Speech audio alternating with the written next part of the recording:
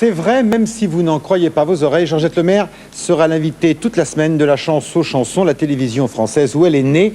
TF1 singulièrement lui devait bien cela.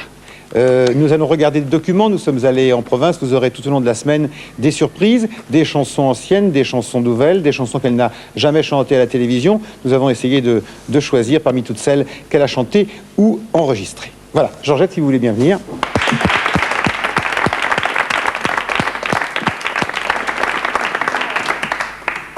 Bien, on va fêter ces 20 ans. Oui. Ça passait vite, non? Oui, plutôt.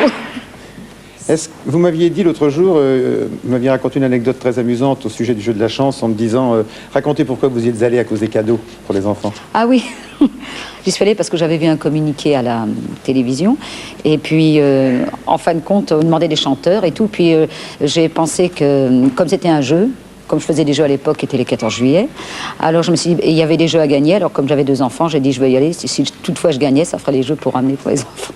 C'est très simple de débuter dans la chanson, on approche de la période de Noël, il y a un jeu qui propose des cadeaux pour les enfants, on se présente et on devient une grande vedette de la chanson.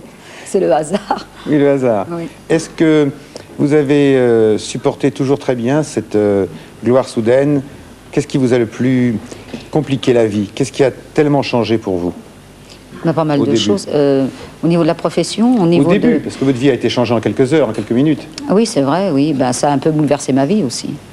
Ça a bouleversé ma vie familiale, et puis, oui. C'est ce que vous avez le moins bien supporté?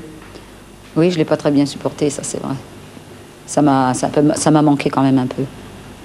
Parce que... Pardon? Non, non, allez-y, allez-y. Non, parce que ça me permettait de faire mon métier, mais en fin de compte, comme j'avais quand même aussi des problèmes au niveau de ce métier, ça a été très difficile de suivre les deux, quoi, de pair. Vous savez que si vous êtes encore là, c'est grâce à l'extraordinaire fidélité du public? Oui, ça c'est vrai, de toute façon, j'ai toujours dit que si j'étais encore là à l'heure actuelle, ça tenait uniquement du public. On va regarder un très joli document dans un café. On va le regarder ensemble, Georgette, oui. Ça vous rappellera des souvenirs. C'était il y a 19 ans, cela. Comme ça, au comptoir d'un café au cœur de Paris, et déjà cette voix miraculeuse. On regarde, regardez bien. Et Georgette, chante une chanson, ma grande, comme avant, va. Bah, laquelle tu veux que je te chante alors? Une que j'aime bien, je ne sais pas. Je ne sais pas? Oui, qui me ferait bien plaisir. Pour toi. Je ne sais pas pourquoi je t'aime tendrement et éperdument. C'est venu, je ne sais moi-même, ni pourquoi, ni comment.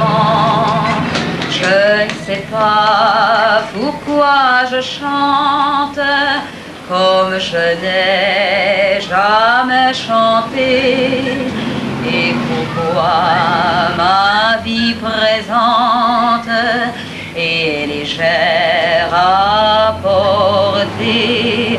J'avais chez moi un lourd bagage, tout plein de mes amours passés.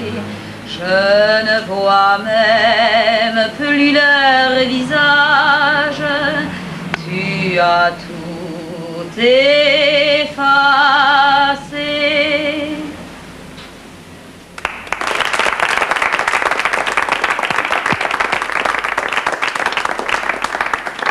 Sans musique, en direct au cœur de Paris, et vous dites, ah oui, c'est normal, hein, parce qu'elle sait chanter même sans musique. C'était où ça, Georgette? Je me souviens plus bien, là, c'était... C'était pas au Petit Café où vous avez débuté? Oui, chez Louisette? Semble, oui. Chez Louisette, non, mais là, c'était pas Louisette. C'est pas chez Louisette? Non. Un autre café de Paris? Oui, parce que je crois que j'ai chanté d'abord chez Louisette et après dans un autre café. Georgette, on a le temps de bavarder ensemble, de regarder des documents. J'ai invité autour de vous d'autres artistes, des chanteurs, puisque vous êtes notre invité vedette, et un auteur-compositeur qui n'est jamais passé à la télévision. J'avais écouté l'autre jour son disque et je trouvais que sa chanson était agréable à entendre. Elle s'appelle 45 piges. C'est le petit bilan d'un homme. J'aimais bien sa voix et sa musique. Alors, je vous le